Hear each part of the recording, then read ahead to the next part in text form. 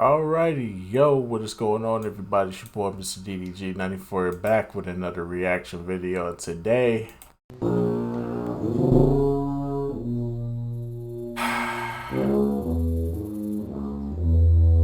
mayonnaise, the tuna, gotta sit up here with these white folks and hear them talk about Michael Jordan's best shoes. Oh, this should be a good one. We got the mayonnaise and the tuna out here. Top 20 best Air Jordans ever made. Top 20. This is by Watch Mojo, the mayonnaise and the tuna. Oh boy, let's see if the white people can get this right. Let's go, man.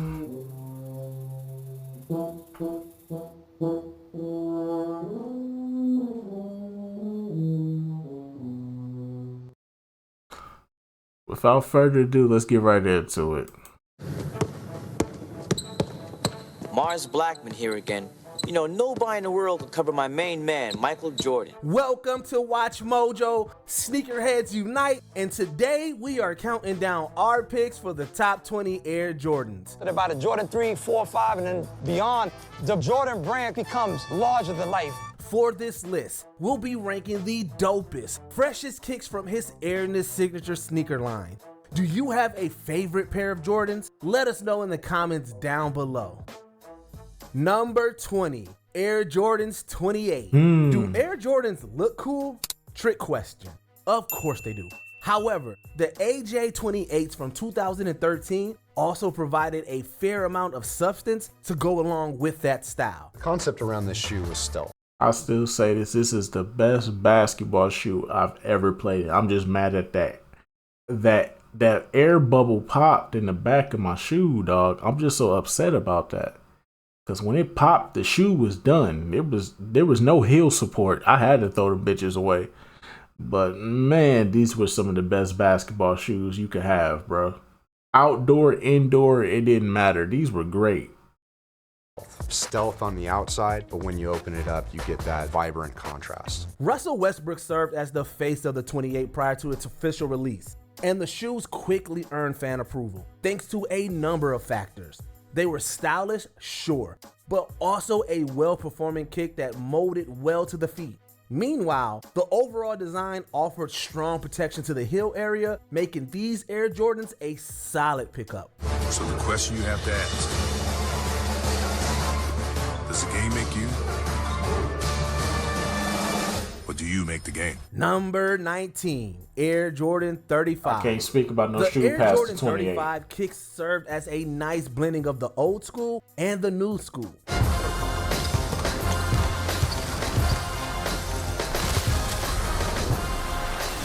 The AJs from 2020 took their design inspiration from the Jordan 5, while at the same time showcasing updated creativity and construction.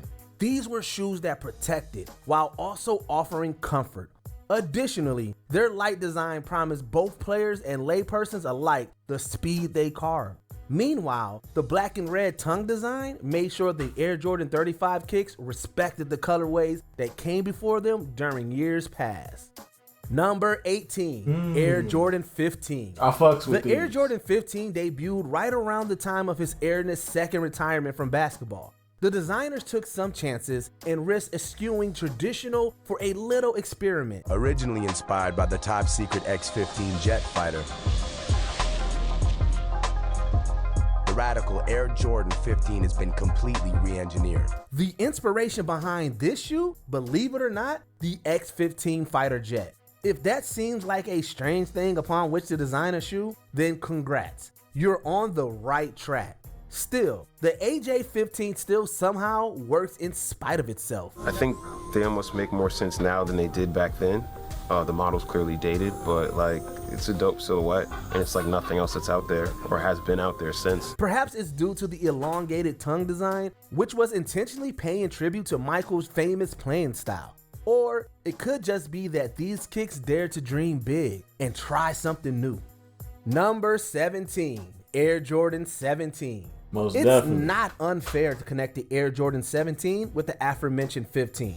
That's because these shoes celebrated Michael Jordan's return to the game of basketball. With Michael, he's always concerned about performance, and I think we need to really make sure that no matter what we do cosmetically to this shoe, that it all fits in with the performance package. The 17 were released to coincide with MJ's return for the 2001 and 2002 NBA season, and they also possessed a similarly strange design. These Jordans are streamlined, but also weren't afraid to sell their status with some marketing gimmicks, like a bitchin' briefcase. This is the case that it comes in. Instead of a box, it comes in this case. Oh, that's off the chain. You feeling that? If there was one... Sadly, I never got the briefcase. They never came with the briefcase. They didn't come with the briefcase for kid sizes. That's what I should say. They didn't come with the briefcase for kid sizes. They only came with the briefcase for adult sizes. If you got the kid size, you just got the regular Jordan box, Jordan shoe box. They was not going to give you a suitcase. But I definitely had the blue ones right here, the blue ones right here. These were the ones I had. I fuck with these heavy, bro. I love these shoes. These were some great shoes to have on feet. Caveat to these kicks, it was the original price tag of $200. Ouch. Number 16, Air Jordan 16. I never had these, but these are ugly as fuck. I do remember my mom almost wanted to buy me these, but I told her no, don't buy me those. No. Instead, I settled for some Nikes. and some Allen Iversons. And some Tracy McGrady. So I got the cheaper options instead of these. I was like, no, do not buy me these. These are ugly. The release of the Air Jordan 16s in 2001 proved that everything old was new again by bringing back an old school accoutrement.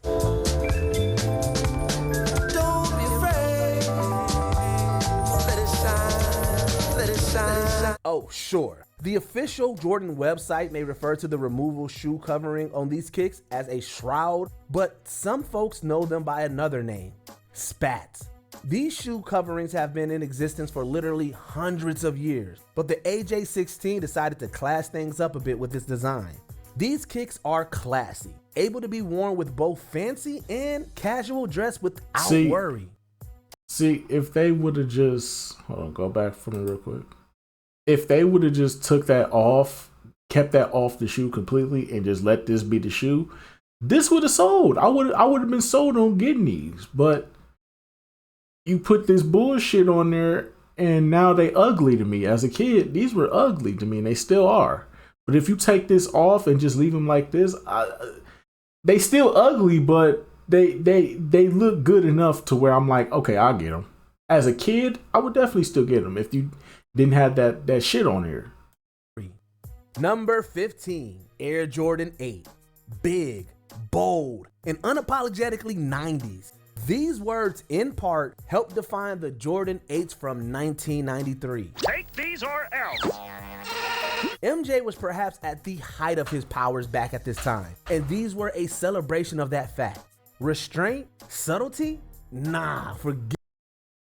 I never had a pair of these. I only like them in all black. I think all black makes these shoes stand out. Like white, they don't look appealing with white in like where the white is strong. They need to be like all black. The less color, the less color these shoes have, the more better it looks. Like if it has 2 palettes of colors, that's fine. When you start putting like 3, 4, 5 colors on here, the shoe is ruined. It's ugly. The less, the better for this shoe. That's what I will say. And it has to be in black. It has to be all black. Forget about that. These kicks were about blowing the house down with a gleeful gaudiness. See, all this right here makes the shoe ugly. See, take this white, make it black. Take the black lines, make them white. And then keep the red where it's at. This is a dope shoe. But see, when you be putting too much colors out there, it uglies up the shoe. Like this shoe would look better if it was just all black. Everything just all black. This shoe would look 10 times better. Fans of the Air Jordan 8 will also note the unique tongue on the shoe, which featured a carpet-like Jumpman logo. The decision to go with Chanel fabric on the tongue design is so odd that we're still not quite over it. But despite it all, yeah, these Jordans are still killers, even all these years later. Number 14, Air Jordan 9. I definitely had a pair of 9s. I had these and the Barons. I wanted these the most because these was in Space Jam, but I also wanted the Barons because the Barons look nice and they just they're simplicity. The more simplicity, the better looking the shoe is. And those two colorways alone, this colorway and the Baron colorway, by far the best ones. If you do any other color with these, they just ugly. I'm sorry, but they are. Michael Jordan may have retired for the first time back in 1993 to pursue a career in baseball, but the Air Jordan train kept a rolling. Yo, Mars Blackman, here's my main man, Michael Jordan. The Jordan 9s were uniquely designed to be of these two worlds and certainly looked the part. These were plump enough to mimic baseball cleats, but also possessed a style indicative of the Jordan brand. These were heavy duty and hefty kicks for a new era. Although, as we know, Michael Jordan's first retirement wouldn't last too long, and he was thankfully back on the hard court playing the game he loved. Excuse me, ma'am, on the cram cam, 23 feet of vertical leap. He's an ultrasonic, funkadelic, atmospheric freak. Number 13, Air Jordan 11. Speaking of said triumphant return, MJ's comeback to basketball demanded a shoe of equal stature. Enter the Air Jordan 11. See, these used to be the prettiest Jordans. They used to be, but they're so oversaturated now, and there's so many variations of them now that it's ruined the shoe. Like the Concords, the Breads, the Cherry 11s, the Space Jams, the Gammas, the Cool Grays the Cool Grays, they ugly now, but like the first variation of the Cool Grays was fine, but the second variation of the Cool Grays, they ugly. Yeah, the first variation of the Cool Grays was perfectly fine, but the second variation, hell no. So we can exclude the Cool Grays at this point. And many of the other colorways that they put out with this shoe, whether it be the Legend Blues or any other odd colors that they put out over the years, they've ruined this shoe. Like, just sticking with the same formula wouldn't hurt, because these used to be the best looking Jordans. One of the brand's most popular and desired shoes. The excitement surrounding MJ's return was at a fever pitch, and Jordan even wore the 11 when he appeared in the oh-so 90s classic Space Jam. Cool shoes. The patent leather design is beyond dope, while the actual feel on the foot was ridiculously comfortable. It's perhaps one of the best.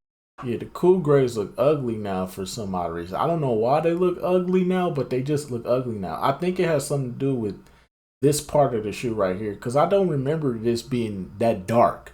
I don't remember the gray being that dark. I remember the gray matching with the thing. I remember this gray matching with this gray. I don't remember this gray being dark, so maybe it's like just because they did it like this. But the newer Cool Grays look ugly as fuck. Maybe it's a Mandela effect. Maybe it is. But I just think that when two tones of gray is just ugly. Like, if the gray is not matching the gray, it's a bad fit altogether. Examples of both form and function. A true testament to the design skills of craftsman Tinker Hatfield. We sourced this really high quality patent leather a few months later, pull it out of the bag in a hotel room, show it to him. It's basically holy shit. That's amazing. Number 12, Air Jordan 18. Michael Jordan had finally retired for the final time back in 2003, and these shoes both celebrated and mourned that fact. What is love? Love is playing every game as if it's your last. The Jordan 18 felt equally at home on a high fashion runway in Milan as they did on the basketball court. There was a sleek and timeless style to this design that felt like an appropriate send-off to the greatest of all time. still, these were the cleanest Jordans of the 2000s that I can honestly say were worth putting on your feet. After these, all the number line Jordans just go. They all go. The 19s, the 20s, the 21s, the 22s, the 23s, all straight garbage. Like, bruh, I ain't gonna lie to you, that's what got me into Team Jordans around that time. Like, the Team Jordans was better than the streamlined Jordan. Arrivederci, sayonara, adios, Auf so long, goodbye, farewell, for good, again. Goodbye, Mars. These shoes are smooth as silk and captured an effortless feeling of cool all the way. The lines feel flawless, and there's just an overall classic feel that makes these kicks an all-time benchmark for the AJ coolness. Number 11, Air Jordan 13. Most definitely. Michael Jordan was still unstoppable back in 1997 when the AJ 13 was released.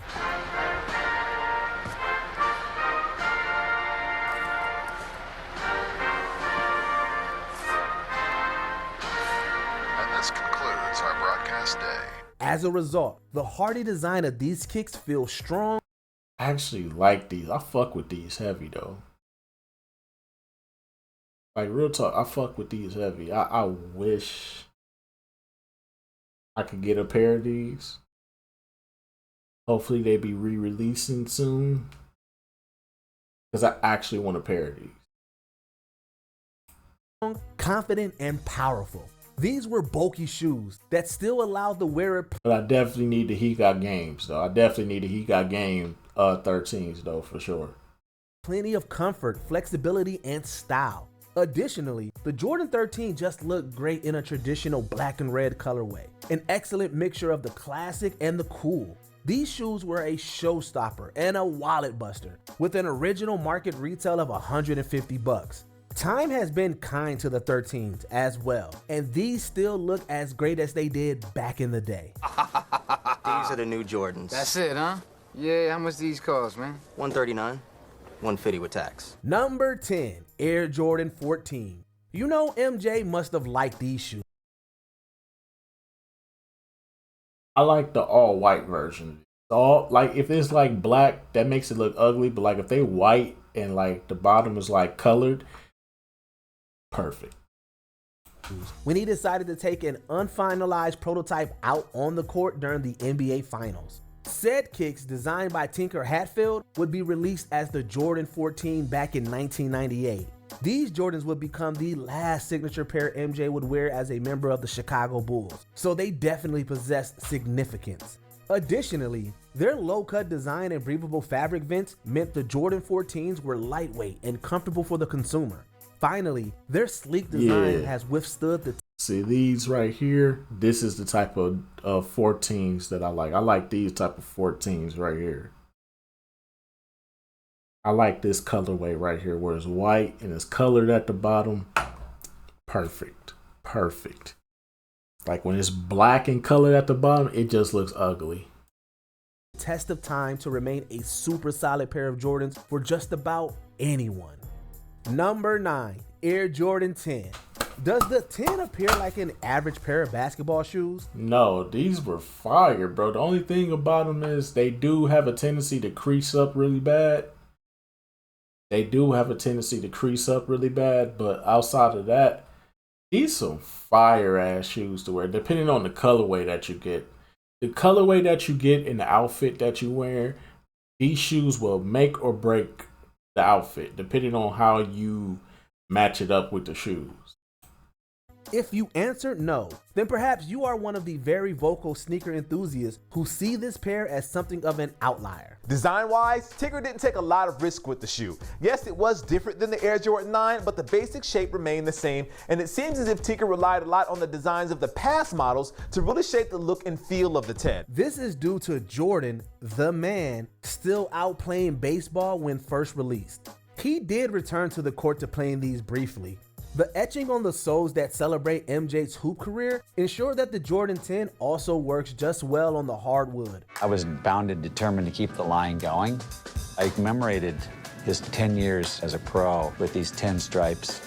Ultimately, the Jordan 10 may be divisive, but their clean appearance and classy style just looks cool in our book. Number 8, Air Jordan 7. Earlier, signature Jordan shoes featured Nike branding in some capacity. However, the Jordan 7 would branch out on its own by doing away with it. Air Jordan and Air Jordan. What'd you expect? Elmer Fudd? The design on the 7 stands out as confident and bold. This was the championship winning Michael. I never had a pair of these, but I always wanted the OG Olympic ones.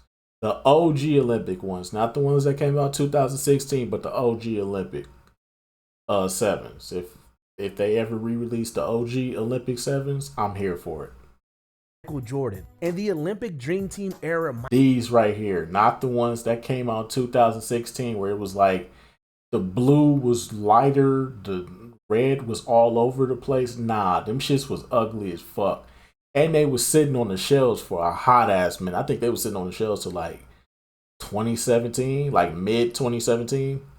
They was sitting, bro. Nobody was buying them bitches. Like, no, we want the originals. These right here. Give me the Olympic 7s, we good. Michael Jordan. As a result, the 7th shoe is, frankly, iconic. A classic 90s kick if there ever was one. These definitely stand on their own 2 feet. Number 7, Air Jordan 2. These were the shoes at the dawn of what would have. The fact that these made it into the top 10 over the 11s and the 13s, invalid list. This list is invalid as fuck. I could have been said this a long time ago, but this list is invalid as fuck. Eventually become sneaker culture, and as a result, walk so the high fashion concept kicks of today could run.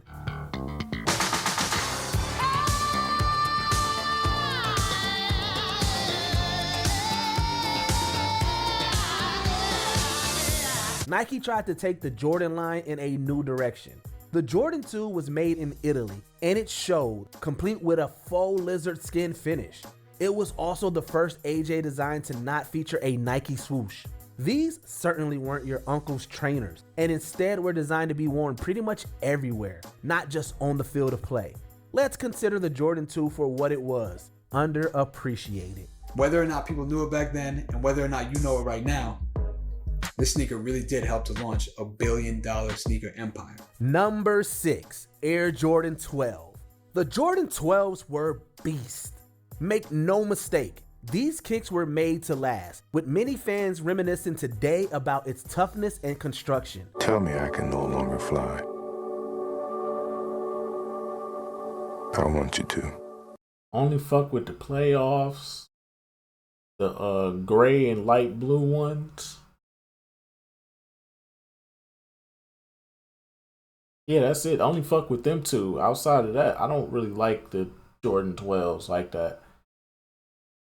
Mainly because over time, with the way how fashion has been going, these resemble some workman boots. But like if you get the playoff 12s and the gray 12s with the light blue in it, they help the shoe so much stand out, because like when you get the flu games or any of the other shoes, they just resemble a workman's boot, and that's not what I want on my feet. I want y'all to see that I got some Jordans on my feet, and the other colorways just don't do it for me. Designer Tinker Hatfield eschewed a lot of gaudy bells and whistles this time, in favor of a simple but effective end game. This was a shoe that could tough it out. Jordan fans also often make comparisons regarding the durability of these shoes to the infamous flu game. Yeah, see, these resemble a workman's boot. These don't even look like Jordans to me. These look like a workman's boot that you would buy from Walmart. They just don't look like Jordans to me. I'm sorry. They look like rain boots. game, where MJ put on a clinic against the Utah Jazz while pushing 103-degree fever. Jordan barely walking, barely able to. How the fuck was he had 100-degree fever and he playing basketball? Ain't no fucking way. You be dead. Stand does not fail in Game 5. His game-winning 3, his 38 points and 13 of 27 shooting, his 7 rebounds, 5 assists, 44 minutes played, all with the flu. One more chapter in Michael's legendary book. Number 5, Air Jordan 6. Most definitely you got to put these on here. Top 5 and they not 5, bruh. These, in my personal opinion, these number 1. I don't care what anybody say. Jordan 6s are number 1. I love Jordan 6s more than any other shoe on here. The Jordan 6s will always be my favorites. Hands down. Always remember your first time. And for Michael Jordan fans, that first time mainly has to do with MJ's first NBA championship with the Chicago Bulls. Anyone who ever questioned whether Michael Jordan was willing to give up and sacrifice for a championship was completely wrong. Jordan wearing the 6s for this momentous occasion has helped make these kicks a fan favorite. There's also a lot to like about this shoe stylistically, since it's so unabashedly 90s. There isn't much subtlety here, but we wouldn't want it any other way. These are sneakers designed to grab attention, whether that be during a quick game of pickup or even picking up the kids from school. Number 4, Air Jordan 5. There is no shortage of celebrity endorsements for the Air Jordan brand. In fact, many folks from all around the entertainment industry can be seen rocking their favorite pair of J's. This pair, however, possessed a connection to one very specific celebrity, Will Smith. Check this out, see? It says West Philadelphia. The pink and the green on the inside in the Fresh Prince logo vibe. No shoestrings. I never wore a shoestring. Smith proudly rocked the 5 on his hit show, The Fresh Prince of Bel-Air, thus introducing them to millions watching at home. I wanted them before they were out. I wanted people to see it on Fresh Prince before they were out. And for me, the big thing was color. Not that the shoes really needed to be promoted all that much, but you know, it doesn't hurt. Beyond this, they performed well and looked great. A perfect combination. Number 3, Air Jordan 4. The Air Jordan 4 is another. Sadly, y'all overrated these shoes. Y'all overrated the fuck out these shoes to the point where now it's like, with all the colorways that's coming out, they ruined the aesthetic of this shoe. This shoe is now ruined because of all the unnecessary colorways that have come out with this shoe. This shoe is ugly as fuck now. Another iconic addition from the line that has become synonymous with cool. They appeared in Spike Lee's Do the Right Thing and were on the feet of his airness during an iconic moment in his career. Not only just knock me down, you step on my brand new white Air Jordans that I just bought. And that's all you can say is, excuse me. That was when Michael hit a historic shot against the Cleveland Cavaliers in Game 5 of the NBA Eastern Conference First Round Series. Beyond this iconic moment of MJ's career, the shoes in question are also pretty damn impressive. The mesh and nubuck leather construction was performance-driven and stylish, all the same. Number 2, Air Jordan 3. We've mentioned Tinker Hatfield a number of times during this list, and with good reason. The most comfortable Air Jordan you could put on your feet. The most comfortable one, hands down. The cushioning, the comfort at the bottom of your feet, top tier. He's designed some of the most popular Air Jordans, but it all started with the 3. And there it was right in front of him. Phil Knight sitting there on pins and needles. His parents are over there. He looks at the shoe and looks at me and he goes, "Tell me more." This was the first of the line to have a Hatfield design, and it shows. We all know the Jumpman logo today, but the Jordan 3 was the first to bear this emblem. Additionally, the elephant print mudguard is iconic, while the actual design just looks so damn outstanding. They say that a classic never goes out of style, and these are 100% classic. That's right, Air Jordan, Air Jordan, Air Jordan. Mike, what's up? Oh, money, why you want to do that to me? Why you leave me hanging? Before we continue, be sure to subscribe to our channel and ring the bell to get notified about our latest videos. You have the option to be notified for occasional videos or all of them. If you're on your phone, make sure you go into your settings and switch on notifications. Number 1, Air Jordan 1. the most uncomfortable Air Jordan of all time. These are uncomfortable as fuck. I'm sorry. I can't putting these at number one. I understand from an aesthetic standpoint, you put these at number one because they just look good in any colorway you throw them in. They just look good. But from a comfortability standpoint, fuck no. Throw these shits in the trash. Would never buy another pair of ones. Never in my life will I ever again buy a pair of ones. These are the most uncomfortable shoe. They have no cushion whatsoever. Trash ass shoe. Trash. Doo-doo ass shoe. Y'all can keep this shoe. Hell to the no. Hell to the no. I'm good on this shoe. I'm good on it. Y'all can take this shoe. You could throw it in the trash.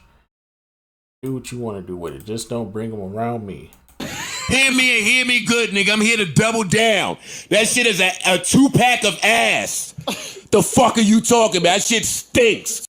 Icon, Maverick, Rebel. These words and more can be applied to the very first Air Jordans. On September 15th, Nike created a revolutionary new basketball shoe. On October 18th, the NBA threw them out of the game. Fortunately, the NBA can't stop you from wearing them. The NBA prohibited the black and red colorway as it violated the league's uniform policy. Nike... Don't get me wrong, they will forever be a beautiful silhouette, a beautiful shoe. But they are terrible to have on your feet. He used that to launch Jordan's debut signature sneaker with some notoriety. Is this the shoe that the NBA wouldn't let you wear? Yeah. Now, why wouldn't they let you wear it? Just because it's ugly, I guess, for starters. There's not much to say that hasn't already been said about these. For many, the Jordan 1 tops their sneaker list. It's a stylistic classic and icon much like another 1980s basketball shoe, the Air Force 1. Even though it's been around for more than 35 years, you can bet we'd line up to cop at the next Jordan 1 drop. Did you enjoy this video? Check out these other clips from WatchMojo and be sure. Alrighty, man. That's just gonna about do it for this one, most definitely, man. This list is 2 packs of ass, invalid list. White people, as usual, y'all doing a disservice to the black community. This is not a banger.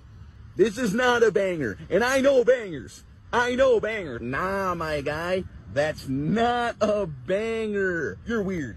You're freaking weird. Stay away from me, dude. In Jesus' name, fuck this nigga. Hear me and hear me good, nigga. I'm here to double down. That shit is a 2-pack of ass. The fuck are you talking about? That shit stinks. Hell no. Trash ass nigga. Come on now, dog. Come on, man. Man, this is some bullshit. Boo this man. No. What the fuck, y'all? God damn. God damn. God damn. Hey, yo, what the fuck? No, sir. Not me. Most definitely, man. The mayonnaise and the tuna was all over this one. But anyway, so that's just gonna about do it for this one. I'll see y'all in the next video. Till then, peace out.